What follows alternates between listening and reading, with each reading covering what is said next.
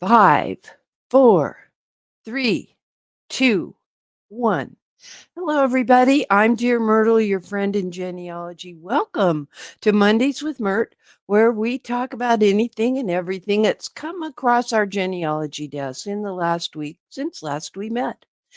And so I'm going to ask Hillary to bring our panelists up so that we can meet them today. Of course, there's Randy Seaver, there's Jill Morelli, our guy Frank over in Germany, Ursula also in Germany, Hillary, our gal in Wales, and Gwen is here today too.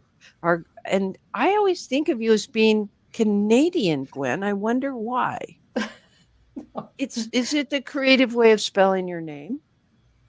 That's my mom's fault. Okay, we'll blame it. We can always blame it on our moms, I guess. I hear you. So Gwen is here. This is our practice run with StreamYard and everything with her. So she's going to be an opinionated panelist today. And next week, we're going to tackle the GEDCOM file creation and the interface with WikiTree. Both Hillary and Gwen can be here next week, and I appreciate that. Okay, I'm and also let me mention Maria is my co-host here to help me with timing. And she gets to interject. She's the only one that gets to interrupt me. And Hillary's our gal that helps take people from the stage and puts them in the wings in the backstage. So if you would do that. And then on the YouTube side, we have Melinda Coulpon, who is there welcoming people, etc. Let's see who's over there. We've got Andrew Martin, and something's interesting about him because Hillary showed me where she's been listening to his podcast. So let me share my screen again and give you all that link. And so this is a plug for you. Andrew, I'm taking this totally on Hillary's suggestion. And because I haven't listened, but now I have the link to your podcast and the various episodes. And so I'm looking forward to learning more about you. Thank you for being here. Appreciate it. We've got our good friend Donna. Hello, everyone. Let's see. Robin S. is here.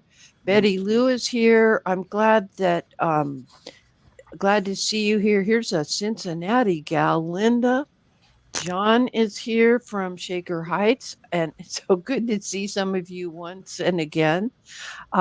Let's see. Kathy's here. Minneapolis, and that's not too far from where Valerie is over there in Minnesota.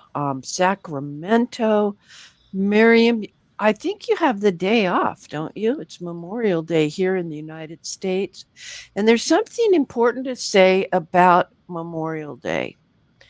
A lot of people don't remember that Veterans Day in November is when we celebrate any veterans, but Memorial Day is very special as we honor those who made the ultimate sacrifice in their service to their country, to our country. And that and we think of our friends that are doing DNA research to help the repatriation of the remains. Very precious work that those guys and gals are doing to help with that. Okay, I have a lot to deal with. Let's see what's on the docket next. And Hillary, you can move people to the backstage. Oh, and while you are doing that, I would like to talk about something I learned. And it's something you're going to want to eventually find out about yourself. You've heard all this talk about artificial intelligence. I need all the help I can get.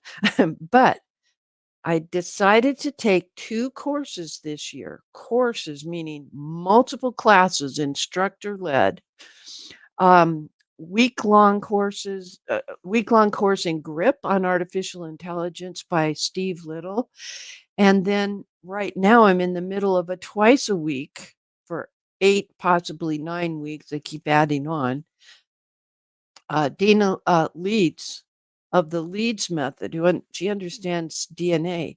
She's been delving into this deeply, the use of AI as a practical tool. And the thing that hit me this week in my class with Dana is that she quoted our friend Yvette Hoting over who presented at NGS, and she's from the Netherlands. And she said, we need to think of artificial intelligence as our intern, not our admin assist. Okay, think about that. An intern is not fully fledged and able to be an admin assist.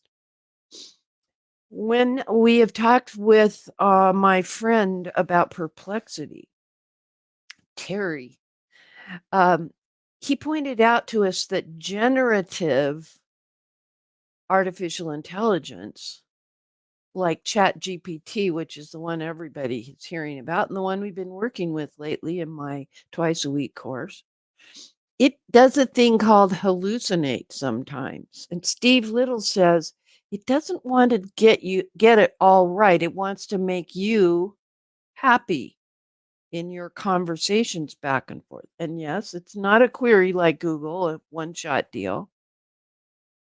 The Chat GPT is a back and forth conversation to get what you want. But I'm going to learn more about artificial intelligence, but that concept that these various artificial intelligence tools um, have specific strengths and weaknesses, and I'm just working right now with ChatGPT. I like to hear from some of you on the panel or in the comments from the YouTube side if you have been exploring artificial intelligence and what it might be doing for your family history research.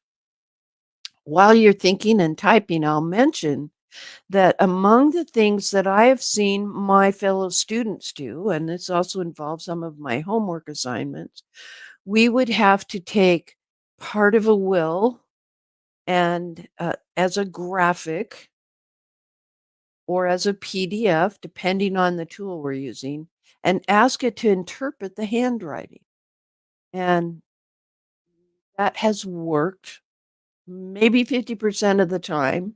And I'm saying the 50% where it didn't work was because it couldn't even read the handwriting, and yet I could. So that got me. Yeah. So keep that in mind, that concept. If we think of AI and how we might use it in the world of genealogy, recognize that it's an intern to assist us. It's not an administrative assistant who's already graduated and knows everything, perhaps more than Myrt does here. Okay.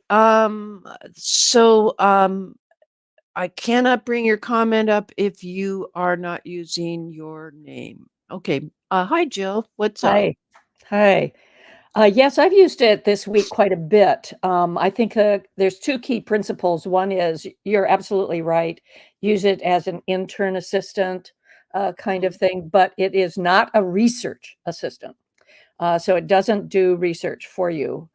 So Yeah. that part doesn't work so well. But this week I used it to edit a portion of my book because I have a tendency to use passive voice a lot. So I eliminated, I caught some of those. It makes suggestions if you ask it to, and you can select whether or not you want to accept their suggestion. Then the other thing I did today, which was a revelation, which I'm trying to index about a 280-page book.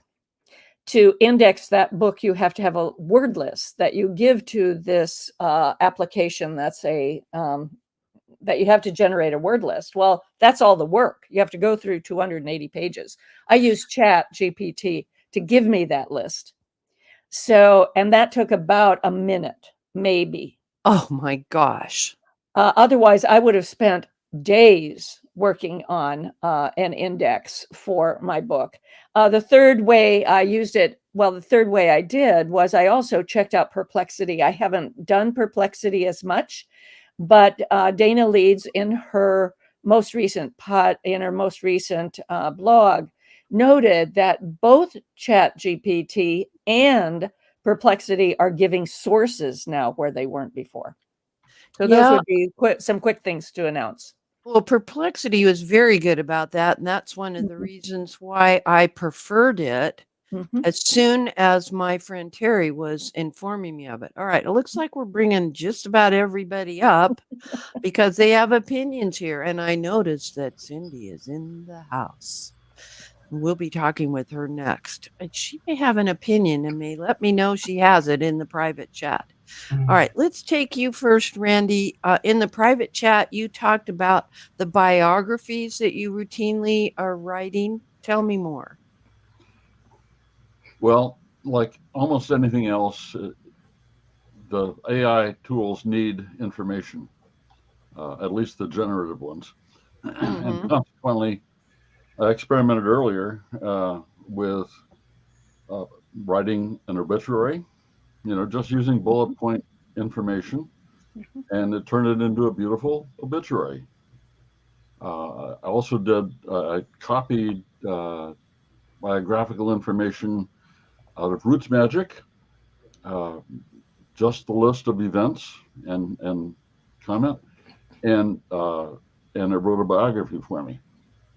I have seen that in my class where some of my fellow students have taken like a timeline listing of events in it, which is what you're talking about, and transformed it into a delightful narrative with making 1 or 2 paragraphs. So I agree with that. That's a reasonable thing because you're providing the statistics or the information items.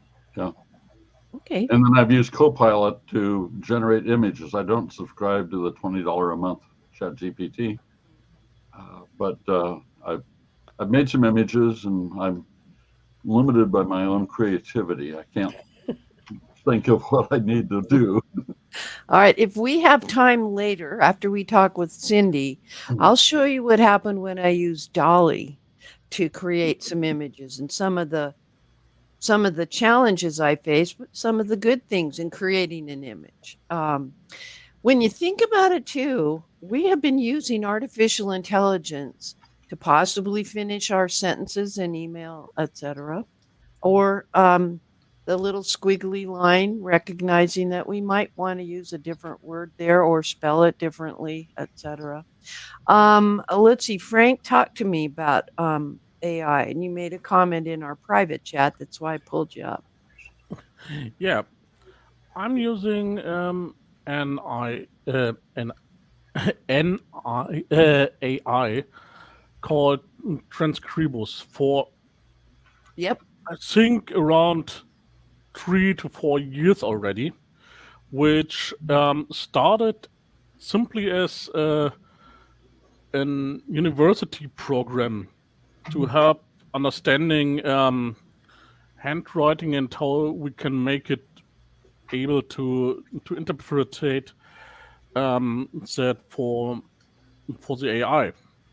Nowadays, everyone can use it very easily, and if you upload your text, you simply can correct it, upload your correction, and it helps to improve over the time the AI itself. And so when you upload the next page and the next page from a bigger collection, it goes better and better and better.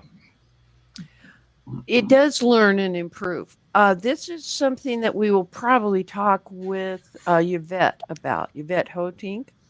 We are discussing when she might come visit us, and she's very amenable to that, which is exciting. She's a smart. We got a lot of smart people in the world of genealogy that share so generously their expertise.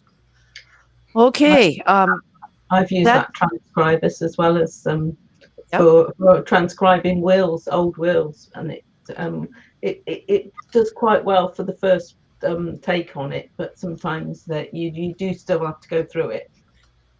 Yeah. Give it a chance or help improve it. Here's where you put your image or just select it and tackle that whole challenge of understanding that old handwriting. Okay. Okay, let's see who else here among our panelists. Maria, have you explored much? Where are you on the spectrum? I'm about 2 steps into, I'm more than dipping my toe in the water. I'm about 2 steps in, maybe on a high wave, it gets up to my ankle bone. I'm still learning a lot. So where are you? I'm dipping my toe. I don't Okay. know. I've seen many lectures on it. Yep. It just kind of scares me a little bit, but I'd like to get into it more. I'm not comfortable enough yet. I think what scared me was, what if I'm not smart enough to recognize that it's hallucinating? That's a technical term, as I've been taught, when it kind of goes off the deep end, since we're doing our water swimming analogy. So, yeah. But we probably are smarter than the average bear. And so I do encourage you to take a course, to keep learning, because it's there and it's being used in business left and right. And we need to get up to speed on AI. Let's see. Who else? Let's see. Randy. Oh, Gwen, our opinionated panelist. So tell me, you've used Perplexity. So what are you doing? What kind of work are you doing in genealogy where Perplexity helps you? Well, I put in a report that I previously put up on the internet, and I gave it the URL and I asked it to summarize it, and it did a pretty good job. But I noticed that sometimes it skips over a big chunk. So I had to run it a couple of times to kind of compare where it was going with that. I had a similar problem with Perplexity that, by the time we were having probably the 6th interaction on this one little project, it kind of forgot something earlier and had to remind it, wait, remember to correlate that information. Don't skip over that. So you and I are experiencing that. One of the things I've learned in my class so far is that every week they're updating and changing and improving. And that at first I thought, no offense to Dana, but at first I thought she was a little scatterbrained, but she's not. It's that the tool changes that quickly, that she's had to immediately then revise the handout and the points to discuss in that next lesson. So it isn't like you could actually print your handouts and submit them for an AI course 6 weeks or 6 months in advance, like Roots Tech would have us do as presenters, because it's changing so fast. Okay. Oh, well, Cyndi is going to be opinionated as well. Let me pull her up. I was giving you a second to catch your breath because I know you've had a day already. Talk to me. Yeah, good morning. Well, I'm cautious with any new software or any new tool that comes along. It takes a while to work out the kinks. It takes a while to, I would never upgrade to the brand new version of Windows when it first comes out. I wait for some of the things to work themselves out. And I think it's that way with AI. It's going to take longer, though. I think the practical applications make sense, like Jill's indexing. That makes sense. Or the transcribing of things, and Yvette's project to transcribe stuff and teaching it how to read handwriting and such. But having it write things for us in words, I have my own brain and I need to use my brain to write what I want to write about my ancestors. And there's not a computer that can think better than my brain or your brain or any of our brains here. There isn't. That's the truth. That's the truth. Yeah. And what we do, what I don't like about the AI thing, everybody jumping on the bandwagon, let's use it immediately. How do I apply it to genealogy? I think it was a good example that you had, calling it an intern. We can't immediately apply these things to what we do. Eventually, it will be a big part of what we do. But it's like we're at the Wild West days, and there's no sheriff in town, and there's just a saloon and a lot of gunslingers right now. And I just think we need to wait for it to settle itself down, and for things, for everybody to understand the ethics, for everybody to understand the legal aspects, for everybody to understand it's not a cheat. I think people want it to think for them. One of the earliest things that people were doing too much was using it like it was a search engine. And we know it hallucinates. We know it makes stuff up. It's not a search engine. Now, there's search engines built on artificial intelligence, but they're geared towards searching. That's what they're for. We've got some artificial intelligence programs that are made for transcribing. That makes sense because we're focusing it on a task. We're focusing it on a thing to do. And I think that's the important part, is we let people build those tools for us using it. Like you said, Pat, we've had it for a long time. Autocorrect, autofill. A lot of this stuff is already just it in its infancy. Absolutely. But when the sexy part came along, everybody's like, woohoo, it's going to think for us now. I know. No, not yet. No.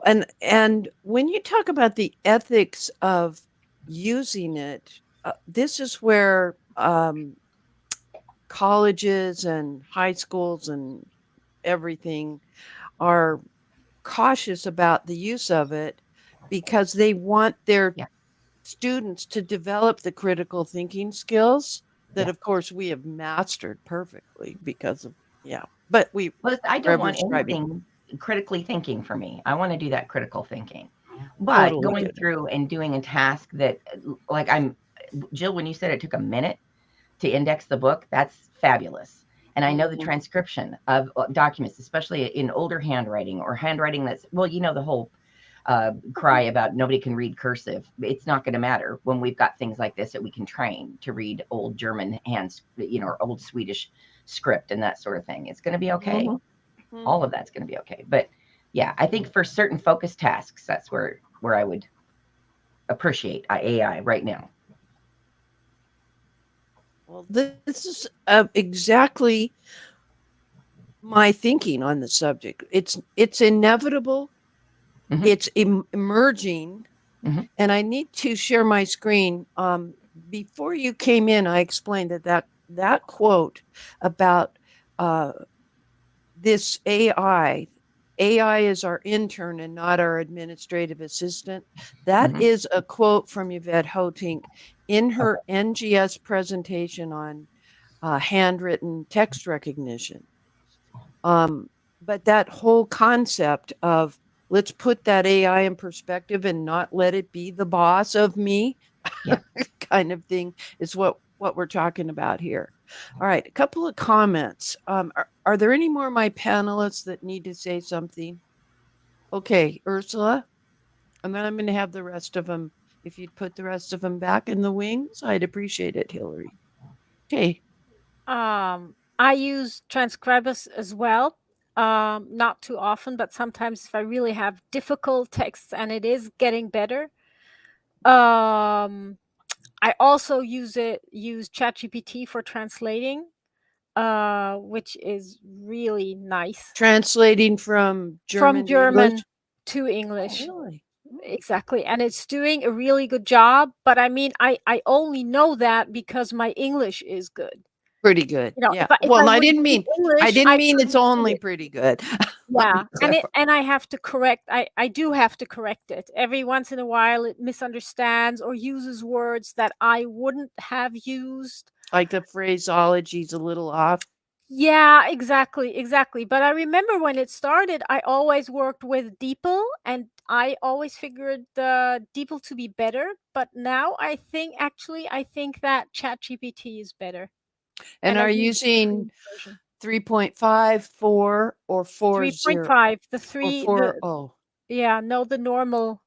Okay. 3.5, the free. Okay. And I worked with other ones as well. Claude, and I thought I didn't really like it. that much. I thought I'm not ready. ChatGPT so far. I think that ChatGPT is best for translation purposes, at least from Okay. German to English. Okay, thank you. All righty. Let's see what Miriam has to say. I'm getting messages all over the place from folks, and I can barely read it. No, it's right there on my screen. For 20 years, her mom wrote her parents in Michigan, and that's when you all lived in Alaska and Washington. And so Miriam has been using AI to transcribe them, 10 to 15 seconds. Even with errors, it's still a huge time saver. Interesting. And then she continues. She also found an article written about an ancestor in a Pennsylvania newspaper that had German fraktur. Wow. And AI simultaneously transcribed and translated it in just a few seconds. Now that's phenomenal. And it would be interesting, Miriam, to have Ursula and Frank look at the translation to the German from the Fraktur to give you a critique. What was she using? She just said AI. Were you using Chat GPT? Let me know in the chat. Because it gives us some ideas of what's going on. Not that we know everything. Okay. And then Cyndi, you have a compliment from Valerie. Perfect analogy, the saloon and the gunslinger stage. Oh, I get it.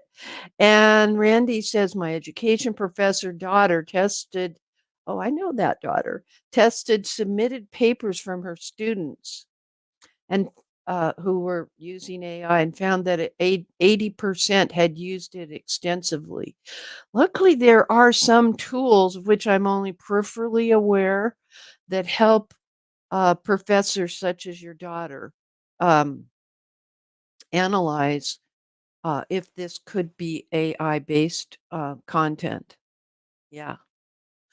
And then Frank, you're saying translating German to another language is always a good stress test, in his opinion, as the German language can make up words and has another sentence structure. Then, yeah, when the sentence structure's off, man, it does tend to skew things. But as we say, we are only in the wild, wild west portion. Okay, so I told you that Cyndi did decide to come back, and I appreciate you. I'm also going to bring up Ursula because she's the one that told me first, and I always try to give the source. I hadn't yet read my APG quarterly. That is the Association of Professional Genealogists quarterly. Tell me about your article on text expanders. And do you want to share your screen? I can, yeah. It was for the last issue, Yes. the March issue, I think. I think the June one's coming out now. Hold on here. There we go. Got to find the right screen here. Ursula, what Cyndi did caused you're muted, by the way, dear. Are you having jets over doing a flyover like they like to do during Mondays with Myrt? I want to do the whole screen. Okay, and then I'll pull it up once you've got it shared. Ursula, there we go. It's your fault we have Cyndi here. I'm sorry. I won't do it again. No. Oh, maybe I will. All right. Well, before we go forward, I want to mention something. When my panelists and I are considering topics to discuss on Mondays with Myrt, we try really hard to use things that are publicly shared. Well, things that are in a quarterly, like the National Genealogical Society quarterly, even the authors, like Cyndi in this case with the APG quarterly, you're restricted by contract from using that exact. You can't even share that article because it's under a year. A year for you. Yeah. Yes. That's per my contract. A year from now I can share the article. Right. Now she can still talk about the subject. And what's the difference between how you're going to talk with us about it, and the focus group with the APG quarterly article. Well, I'm trying to write a tech column, and it's a quarterly journal. And so 4 times a year, I got to think about something that maybe others don't know about. Or the way I focused it sometimes is things that I do on a regular basis that maybe others don't know about that might improve my day professionally for writing and that sort of thing. So the one that's coming up is about PDFs. That's coming up in the June one. This one from March, I talk about Text Expander all the time. I didn't realize that it was sort of a brand new thing for a lot of people. And so I thought I'm going to write how I use it and how I suspect professional genealogists would use it. And so the focus there was how they might apply it to research report writing and just everyday tasks that we do. I've got some unique things that I do with it because I'm an odd professional, not doing client work and that sort of thing, but I'm also odd in general, as you know, but yeah. I was holding back, you noticed. Yeah. All right. Okay. So your focus was how professionals can use it to streamline their work. Yes. And now you're talking to us as regular vanilla genealogists who are trying to solve kinship conundrums, whatever it is. Let me pull up your shared screen and let's go from here. Actually, I'm going to make that full screen so we can see it. Okay. And I'm moving some windows around here. There we go. Okay. Okay. So the program that I use for this is called Text Expander. It's this window right here. It's about $40 a year. There's a whole bunch of other programs, and there's a couple that are free even. And so I made a list, and I'll share a link to this list with you, Pat, that came out of my articles, just a list of other Text Expander programs. All right, put it in the private chat, and I'll share it with the I will. outside group. Thank you. So what it is if you've got things that you type regularly or that you have to say over and over again, whether that's certain things that you post on Facebook or that you post in an email or whatever, you can have a Text Expander. Just you type in something short and small and up comes whatever it was you created. So for example, here's the window for it. I've got several different versions. I've got one for helping on Facebook is what you guys are looking at right now. And I've got Cyndi's list. This is where I initially started on Cyndi's list. I've got a lot of pre-written code. When I add a new link, for example, on Ancestry, every Ancestry link on Cyndi's list has this description in it.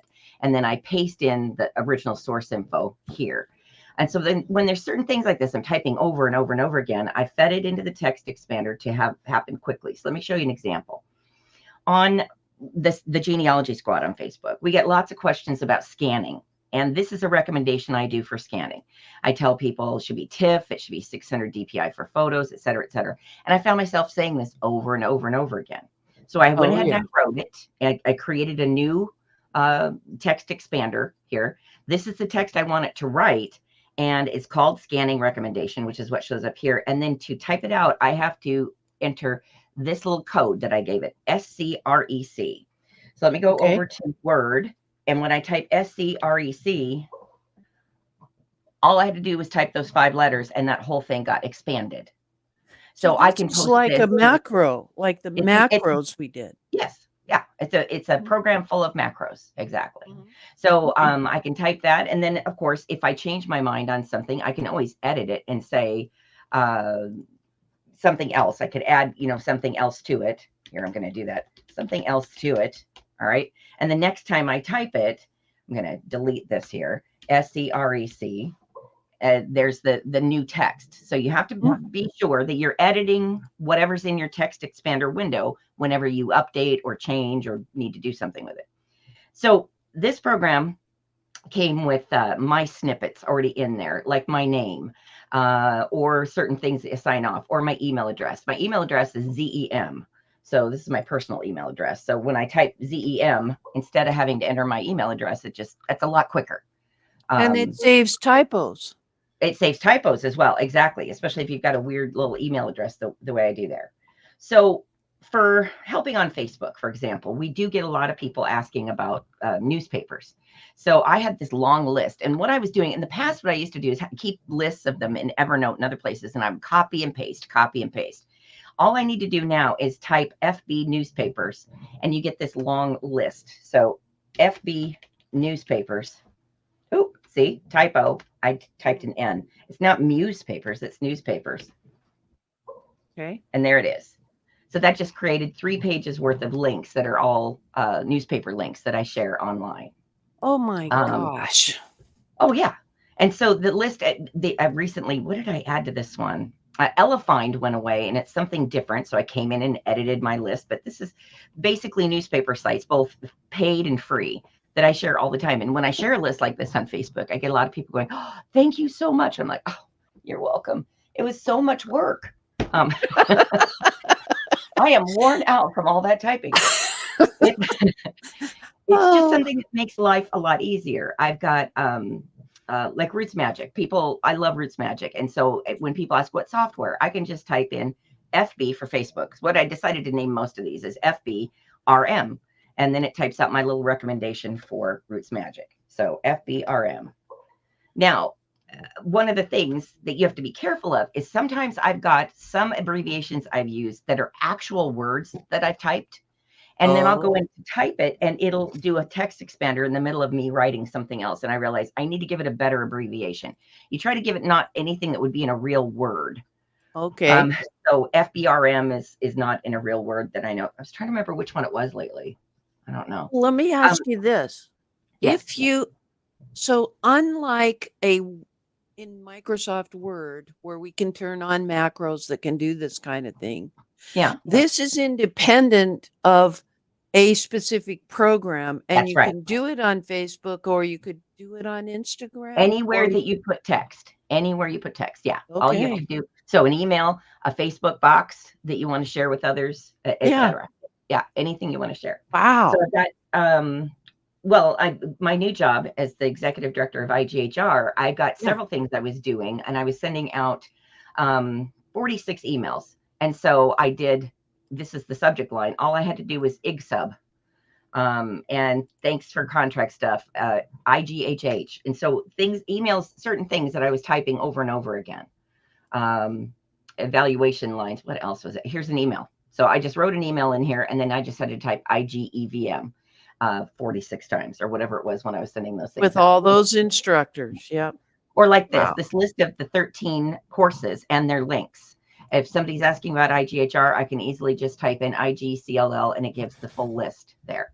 Whereas I would have had to go out to the website, copy and paste it, and then, copy it there and then paste it. Yeah, it's already in this umbrella program. That's right. Wow. Okay, So Ursula, I now understand. Yeah, now Ursula's in love with this, I know. Yes. Ursula, are you using this program or another one? Yes, I'm using that one, and I'm very happy with it. Oh, good. To me, $40 a year is cheap for what it does for me, how much time it saves. There are other versions of different software. There's some free versions, etc. There's one that Julie, the editor of the APGQ, Julie Tarr, started using a different one. She'd never heard of them either, so she was thrilled with the article. So here's on the genealogy squad. Here's things that I share regularly. The 4-part family search series, or Cyndi's List has a category for it. I say that quite a bit. When people say, does anyone know how to find charts? Some of the adminning stuff that I have to do, reminding people to maybe review the rules, about sharing a screenshot, about agreeing to the rules, that sort of thing. So just like admin things. For the everyday genealogist, though, how about citations? So Randy just made a comment on the YouTube side saying this would be great for source citation templates, and then fill in the fields that are the part we have to change. So this was my original one, find a grave. And I named all of these site. So site FG2.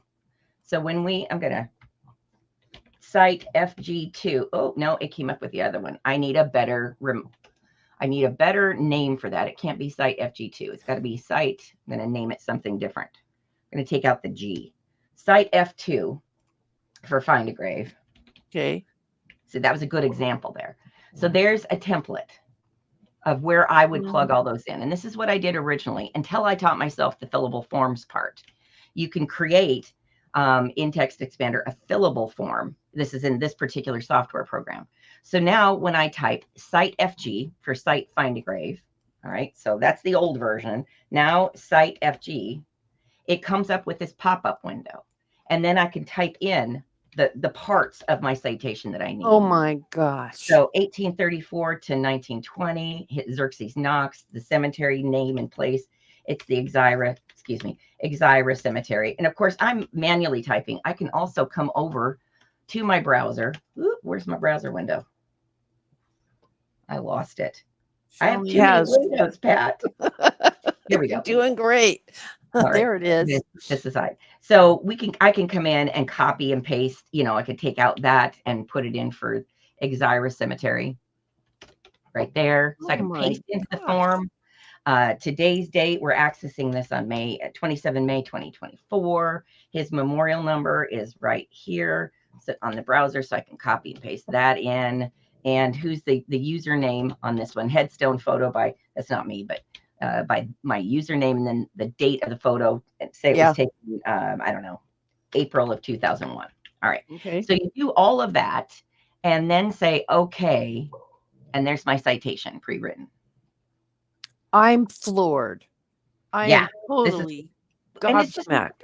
But like you said, it's just a macro, but it's a macro that built within. I don't have to go figure out how to make a macro in Word and then try to remember how to get to it and how to edit it. This is an all in one program that's in front of my face, very easy to use. And like you saw just now, when I had this badly named, I had to rename it real quick so that it was named better. But anyway, that was my old Find Engrave. Here's my new one, fillable. So to create another one, I can come in and I can't remember which one is the fillable one. Now I got to go back and look. There's some different things. There's different features, a lot of stuff that I haven't even used yet. Plain text, you could use formatted text and pictures. You can use scripts. I am not a programmer, so I can't write in script.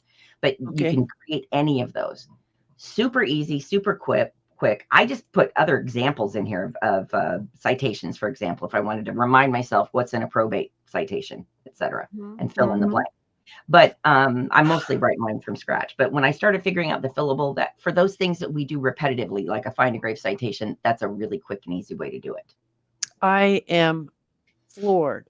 I'm with Frank here, who says this is just simply amazing. Yeah. I'd like to hear from anybody else. Ursula, tell me how you're using this. And are we talking about textexpander.com? Is that what we're talking about? Yes. Let me get my window back up here. Okay. My Xerxes window. It's this one. This is the one that, like I said, it's about $40 US a year. So that's, that's very inexpensive, I think. I have not explored the other ones though. And I'm trying to remember, I'll let you know which one Julie uses. That's also, I think there's free too. Okay. Now that's, and I'm seeing Frank's asking a question. So if I'm working on a list like that one for newspapers, I got a similar one for ebooks, FB ebooks. So I'll go do that for you. Okay. Panelists, remember, I'd like you to type in the public chat whenever possible, because then I can bring your comment up. Yeah. So there's my FB ebooks. Now it remembered italics from my last one. So if I wanted to do that, that's just in Word. But anyhow, yes, I have to check these links. If I'm going to share them, I have to remember to come in every once in a while and check those links and make sure they still work. And that was an example of a recent one that I removed from the newspaper list was Elefind, because it went away and renamed itself to something different. Okay. But, that's good. so yeah, there's that, but that's a quick and easy one. Trying to remember what else I've done in here. I just, every once in a while, when I find myself doing repetitive work, I think I'm going to make that into a text expander. All right. This is, once you get this set up, which is, you can set it up on the fly, each individual bit, and make categories that have subcategories, like helping on Facebook has all those subcategories in the middle. This just makes perfect sense. Yeah. Let me send this link out to the website or to the YouTube side, so everybody has that link. Yeah, it took me a minute there, Randy, to pull it up. And it It's free for 30 days for individuals. There's a 30-day trial. Let me show you what it looks like. I'll share my screen for a minute. Because I haven't signed up for it yet. So the view of it is a little different, maybe for Cyndi. I don't know. I can see it. Yep. And but these are companies that use it. There's our favorite Dropbox, Auburn University. Wow. There's nothing like having someone that we know and trust show us a program, which is what you have done for us today. Just mind-blowing. And I feel like there's probably a whole bunch more that can be done with it that I'm just not taking the time to do. What do you do with yours, Ursula? Well, I use it for sources. I use Site Builder as well, but the problem there is that they don't have anything for Germany, so I have to do my own sources. So that's pretty much the only way I can save time is by simply using these text expanders. And Yep. it's so easy. And I'm now trying, just as I watched you, I thought I might want to try to have a text expander in a text expander. Okay. You know, because like, for example, if I work with one archive and I have to quote the special church where it's from. Okay. And that might be easier. Just to have that in text expander, and then it goes Landeskirchliche Archiv der Brandenburg-Schlesische Niederlausitz. Exactly. And that would make it much shorter to do that. So that's what I'm going to try. So I have to go now. I think any kind of like boilerplate text that you might use a lot too, like in contracts with clients, or even just reaching out. Like maybe you reach out to archives all the time and you write a certain letter. I'm working for a client and we are doing blah blah blah. You know, and so you could totally create these and not have to repeat that boilerplate stuff over and over again. Yeah, I also use it for the first contact with my clients where I just need a little bit of information. So I have like 2 sentences and then I add the little to personalize it. Yeah. But it makes it's so much easier, and it's fun because you do it and you feel like woo. Like I said, well, you get this is one of my favorite ones, FB tree. When you get people asking, why don't people have a family tree online, or why don't people share? Why do they have private trees? And there's 10,000 reasons why people don't. So I wrote this. See, I didn't like that one either. FB tree. Nope. I got to give it a better name. Anyway, I haven't used this one in a while, but I wrote this whole big long answer, and then every time I want to share it, all I have to do is enter that. I'm going to put F tree. F tree work. There we go. And there's my 2-page answer about why people might have private trees. Anyway, it's one I repeat all the time in Facebook groups, particularly when somebody wants to complain about why trees might be private. There's lots of reasons trees might be private. Here's 10,000 of them. Anyway, it saves you time. Well, today we communicate with people in a lot of ways. We do email, we do Facebook Messenger, we do Facebook groups. So this goes anywhere. Is there a page limit or character limit? I don't think there is, Gwen. Not that I'm aware of. It hasn't hit me yet, because this is like almost 2 pages. I think the other one was 2 to 3 pages of things. Wow. And that's just me pasting into Word. But yeah, I paste into Facebook a lot. Or not paste, but text expand, I should say. Facebook a lot. Wow. Okay. Do we have any other questions? There's only one thing that I would like to add is that Cyndi talked about that already, is the abbreviation. That sometimes it's hard to find the abbreviation, and then I forget what the abbreviation is. I forget them.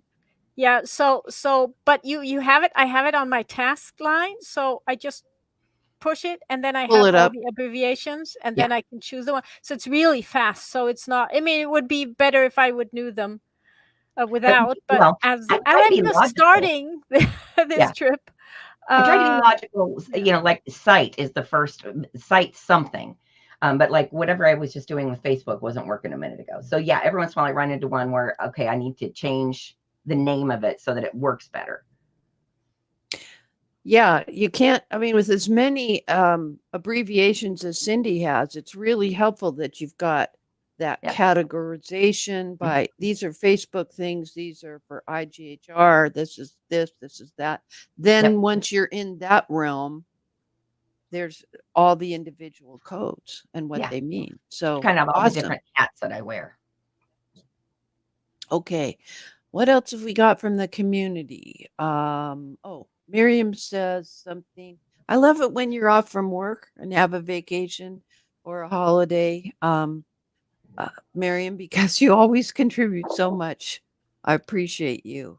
Link checker checks links on her page. I haven't used Yep. it for a while, but was using it with some of your blog posts. So very good. Thank you for sharing that. It's a possibility. Okay. Anything else? So I did All share right. that PDF with everybody. A whole Yes, bunch you of other did. programs. Yep. I sent it out. And yes, we've all got it. I've pulled it up on my page here, and There you go. I'm going to save it. But I definitely thank you for keeping me busy today, setting mine up. And then once I get the bare bones, then I'll gradually, as the workflow happens, I'll then add that macro in. So that's kind of cool.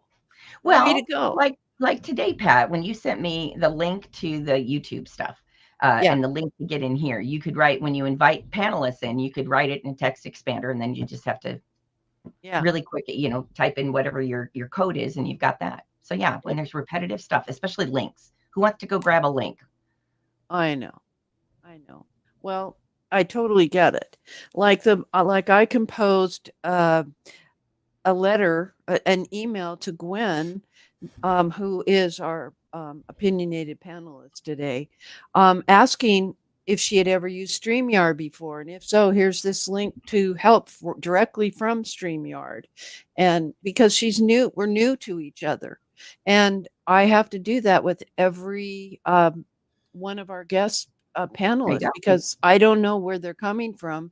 And if I need to assist and, if they have one screen and they're planning to share a screen, then I know I to work with them because that's a little more challenging than if they have two monitors. Well, along the same lines there too, when I've got some text expanders in there, and I have more ideas for more, but when running a Zoom meeting, when you've got a whole bunch of people in there and you're repeating things in the chat, like the handout, link to the handout, or a reminder, mute your microphones, or those kinds of things that you have to say regularly as you're monitoring a meeting, And so, yeah, it just makes life quick and easy. Type 3 or 4 letters. There you go.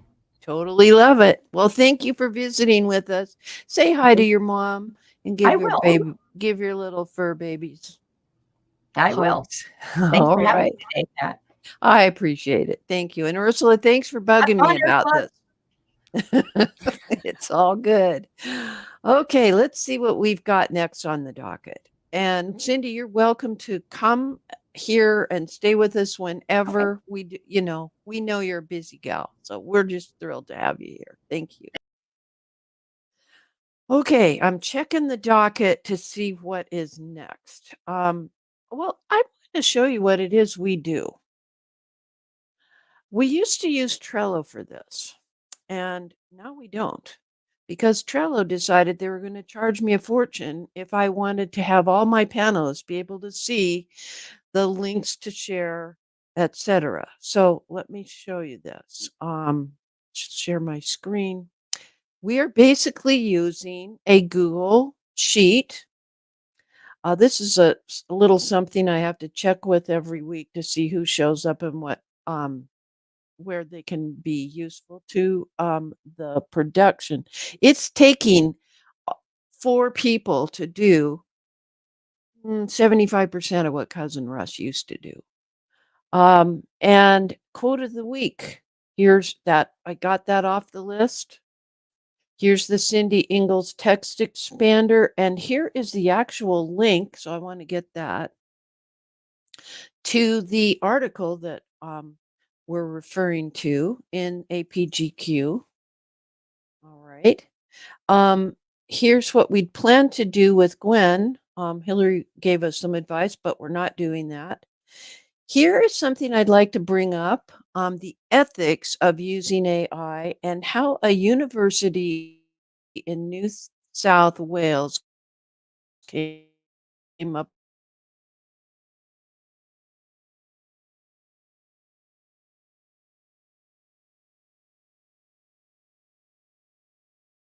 is there's a PDF guide that they have. So I will share the link. Open up my internet's bad. Then we know you live in an island. Let me give you all this link. And this is exactly how I work through our schedule. This is our docket and what we're planning to talk about. I'm wondering how, oh, great, here's the graphic I want. Guidelines for their course, maintaining academic integrity. Do not copy or paste AI generated material and claim it as your own. Well, of course, that's their policy, right? Do not include your own or others' personal or private information in prompts and prompts are what you send in the way of a text message with ChatGPT or some other. It's how you interface with artificial intelligence. Some of these tools we've been working with. This is the big one too. Verify and critique all AI generated material. That's the part that I'm worried I might not be up to snuff on. Anyway, and then guidelines for translation. I'm going to print this out and laminate it because I think it's that valuable. So the next thing to share on the docket is something that Roberta Estes has started to do. And we will open that. Come on, I'll copy the link and share it with you. Okay, and it's not wanting to open up, but we'll get there.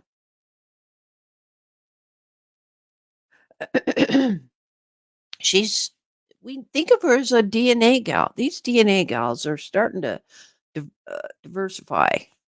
She's starting a series, and I'd like you to consider following her blog. And her series is called Genealogy Proof Series. And this time it's about gathering location resources. I'd like to pull my panelists up and have them talk with us about what they do when they find a new area of research that they've now, meaning that they've never done research in that country or that county or that state before. You know, when we were in elementary school, they taught us, let me stop screen sharing so we can have this discussion. And I'd like to hear from you in the audience. When we were in elementary school and had to do something more than a book report, we had to do a report on Abraham Lincoln, and we had to have two sources of information. So in those days, it was World Book Encyclopedia and something else. There was no Google. And if we were lucky and our moms took us to the library that week, we could use the card catalog, literally let our fingers do the walking through little teeny tiny cards about this size. Let me put it here. That by subject, there would be a subject section of the card catalog. I'm dating myself, aren't I? There would be an author section if you want to look it up because there's a book by an author, but you didn't know the title. There's also a title section of the catalog. So you had author, title, and subject sections. So for every book, there would be 3 cards in 3 separate parts of these, an entire wall of drawers that comprise the card catalog. When we got to university level and we knew that we, could not be using the encyclopedia, maybe we upgraded in middle school to Britannica. We actually had to do what is called a literature review to find out what's already been written on the subject of our assignment. And we might interact with something that somebody wrote about in their on their thesis or in their um, homework assignment or their book that they published, but we couldn't just quote it willy-nilly. We might interact with it in our own writing, say, well, I agree with this guy, but he kind of, looked at it from a military point of view. And what I want to do is look at it from how the community reacted at Gettysburg during those 3 days of that battle during the US Civil War. Okay, and giving you all a chance, let me pull up some comments from the community. What we are talking about is creating a locality guide. Yes, and Valerie expands on that and said they are being continually updated as either she finds new info or she's revising the hyperlinks.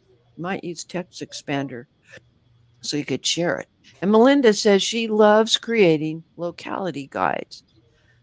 Okay, let's see who I have not spoken with much today. Hillary, what do you do? I mean, you live in Wales, but your research is in England principally. Yeah.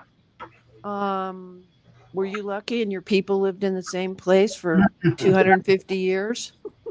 Well, most of my side of the family most of them lived in 3 counties, and a similar sort of thing with my husband. But we did have some that lived elsewhere. And I mean, my biggest challenge is been with the Irish one, but that was just some one-off thing. But I'm finding I'm doing a lot more around various different places anyway because of how much I do things on Wikitree. I'm not just sticking to those same few counties.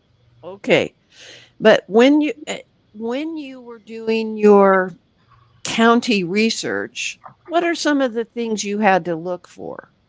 Let's say, just pick one of the counties. You had to know what about the county, and we're talking in England. Yeah, you had to know where the places were, so you had to look at maps because that gave you some idea of what was in close to something else.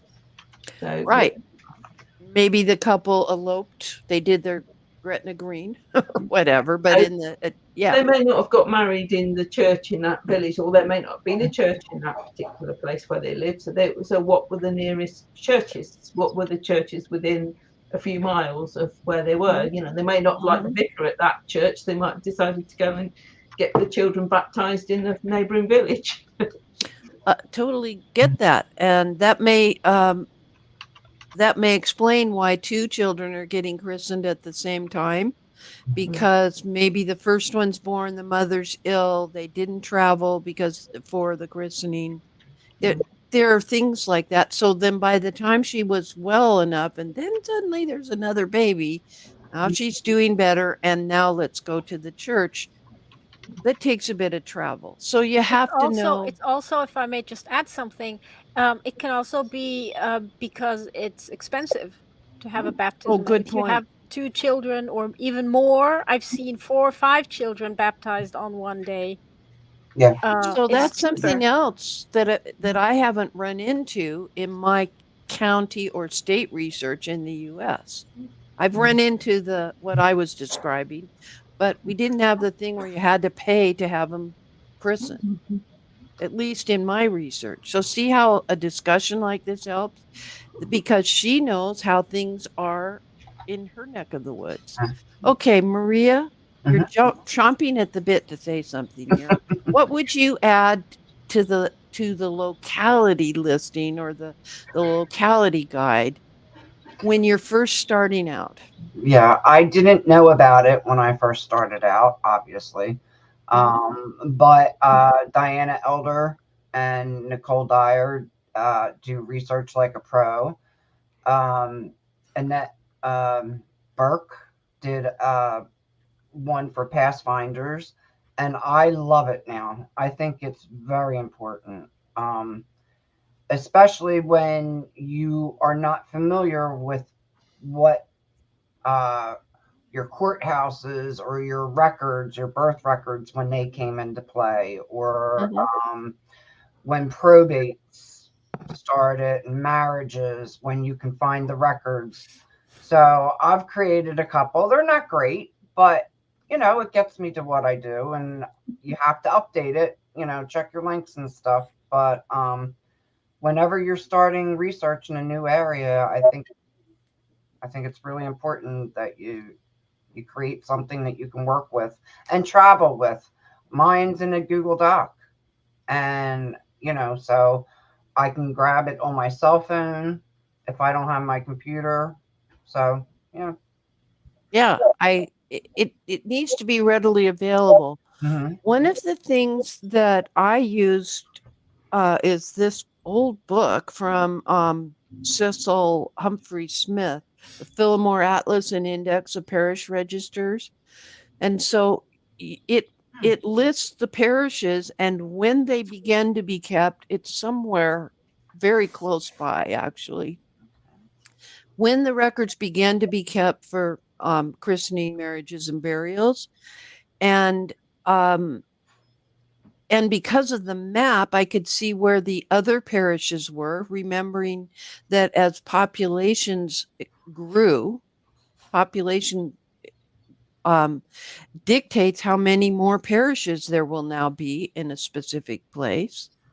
And that gives me ideas. And one of the other columns in that book is whether or not the records were ever extracted to what was then called the Genealogical Society of Utah, which is Family Search, which went into what we call the IGI, the International Genealogical Index. That could have saved me time. That information helps. Go ahead, Jill, jump in here. So when I'm starting out with a new area, the first place I go is Family Search and the Wiki.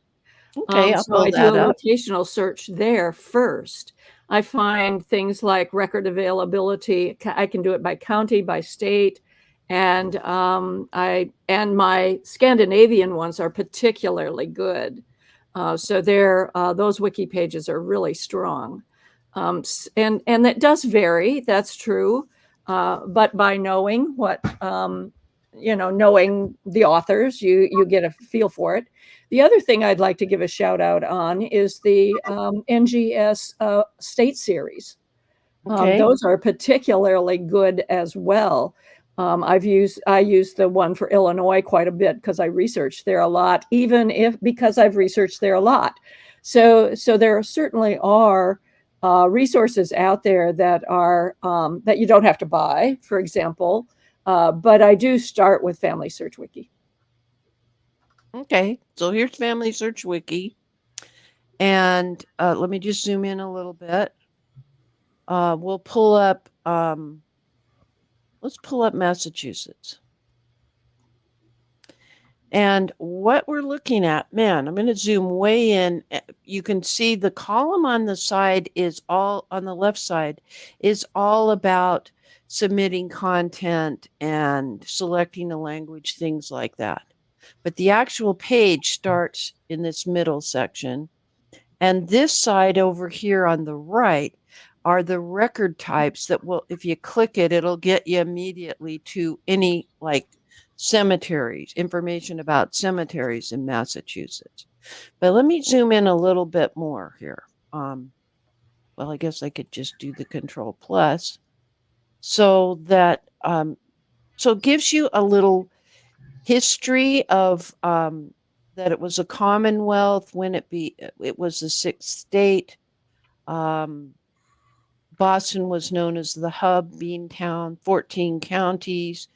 How to get started. And some of these getting started are very basic and aren't specific to Massachusetts, like guided research.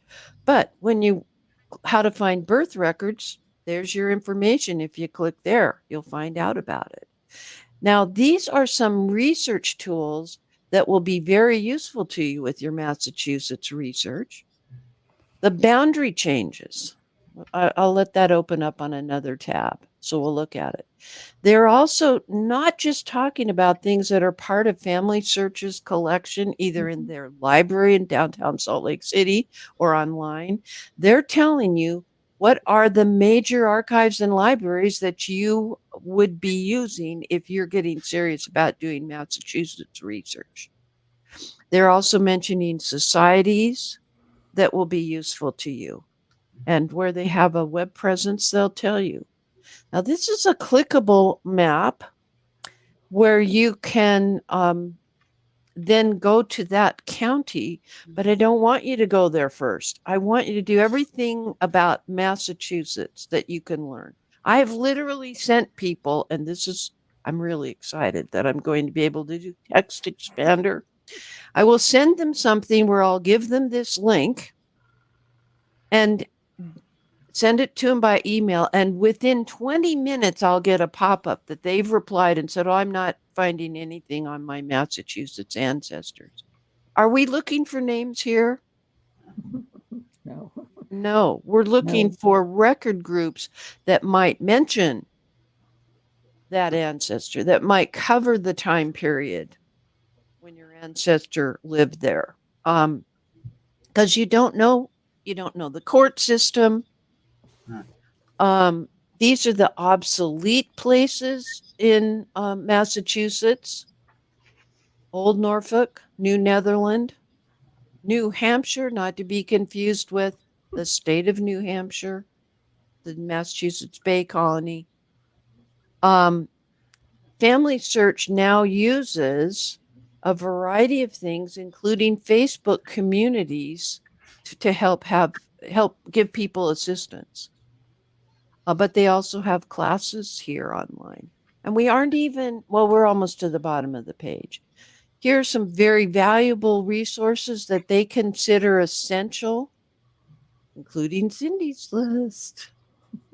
David Allen Lambert's research in Massachusetts, and also Rhonda McClure is editing the Genealogist Guidebook for New England Research, which includes Massachusetts, and some references.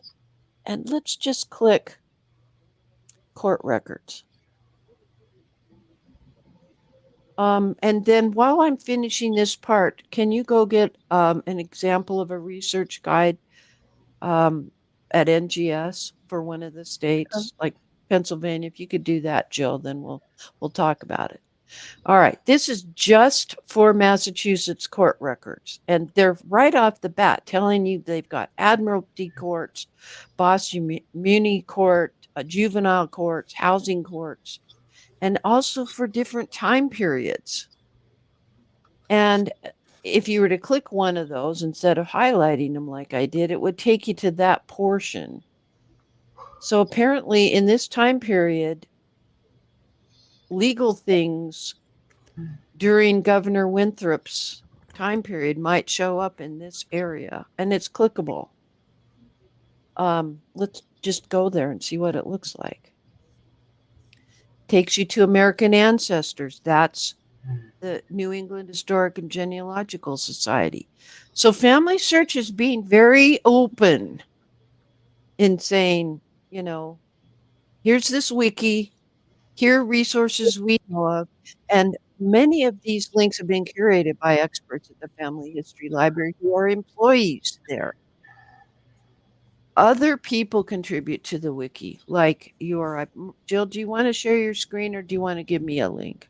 Sure, I'll share a screen. That'll be fine. Okay, go ahead while you're working on it. Okay, all right. You can go ahead and do it while I'm still sharing. So I won't bring yours up until later. Gwen, this was your suggestion to understand county boundary changes. We always think of this at the Newberry Library. Let's go take, let's take Virginia. I'm clicking. We want to zoom in a little.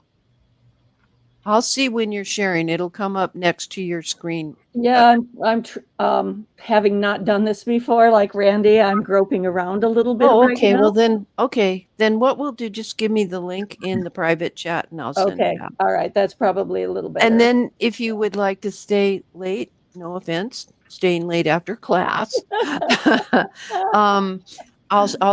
we'll practice it. Okay. Okay, that'd be great. So here's Well, the and now I'm interactive. having trouble even finding the screen that I had set up. You'll be okay. So here's the historical boundaries for Virginia. Oh, I've zoomed in too much and it's causing an overlap. Okay. And so as you click through, you can see how county boundaries change, particularly along, I don't think, is that the James River? I don't know. Yeah, 1848. See how it changes? So some parts go away. Well, you want to see the county boundaries in the context of your ancestor having lived there. Frank, what are you giving me from this website? Talk to me about this. Oh, this is a resource for finding out. Tell me more. This is a wiki for simply researching Germany. Mhm. It has a lot of places inside. Not everyone, but a lot of places. It has Okay. special tips to research. It has mailing lists and so on. Okay. That web page is for a German researcher. It's digging for gold. Okay. All right. You know, there is one exception to a locality search website that has to do with names. And I'm going to, well, actually, religion.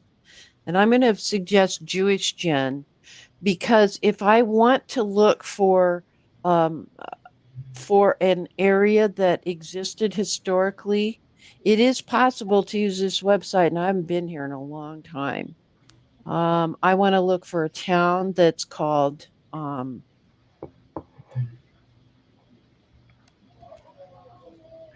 Gross Ashbach. I think I'm spelling it wrong. But what it can do is give you, geez. If I'm just telling you, if you have Jewish ancestry, I obviously need to go back and learn how to use this website again. I'm sending it out to you, jewishgen.org. I just can't pull up an example. Oh, I did spell it sort of not well. This is helpful to find a shtetl. You will find it. All right. Now, let me pull up the link that you gave me in the private chat. Okay, I want this one that Jill asked me to share. These are printed locality guides for a state that have been published by the National Genealogical Society. I'm trying really hard to If you scroll down, you get to a list. Yeah.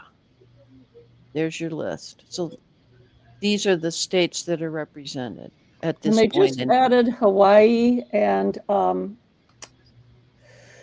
what's the other one? Ouch. They just added Hawaii and something else.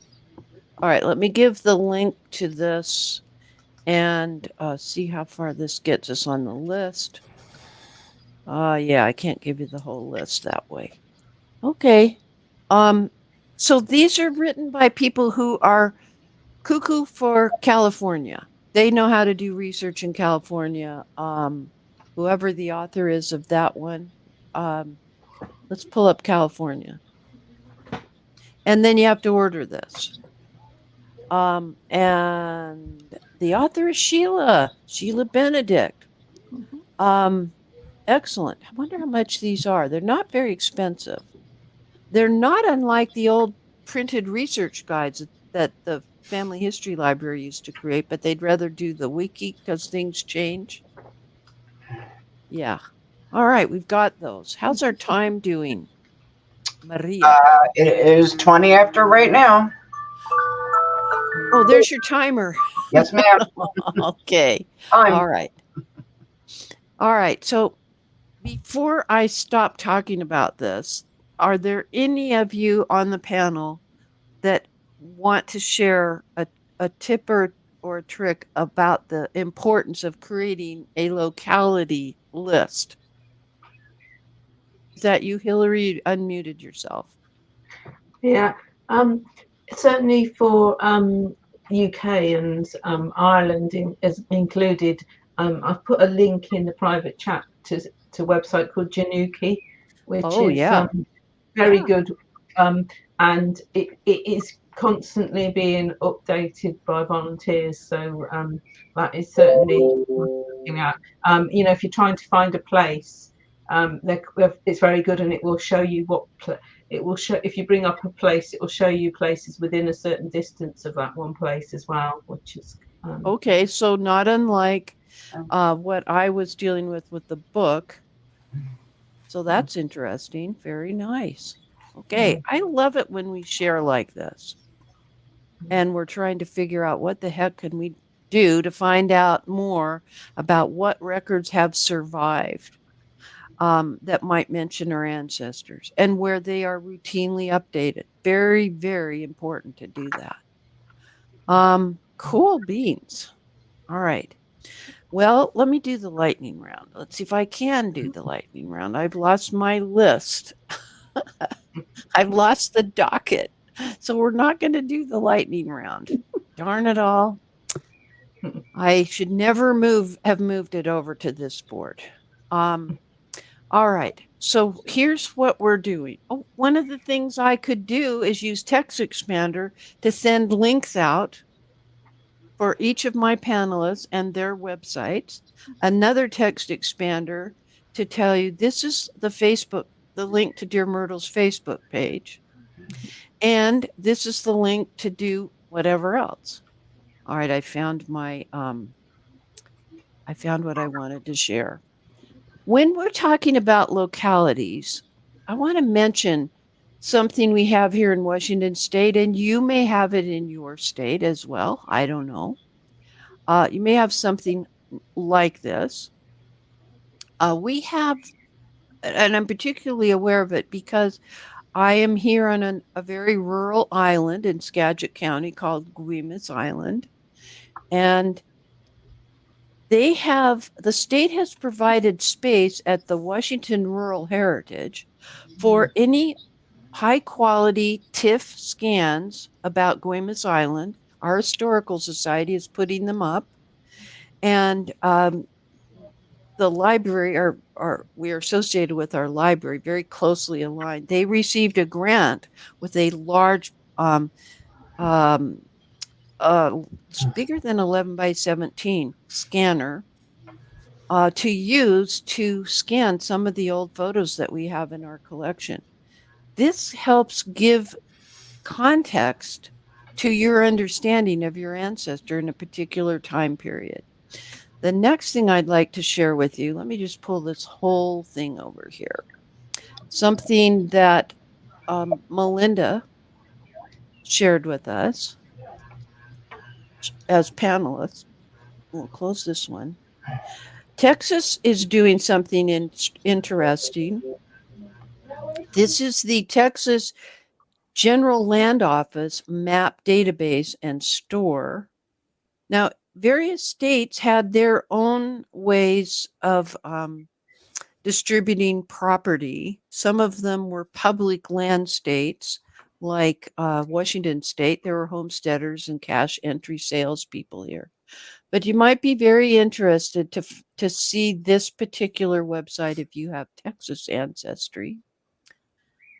I want to talk to you about this PDF file. This came from the Smithsonian. Let me share this.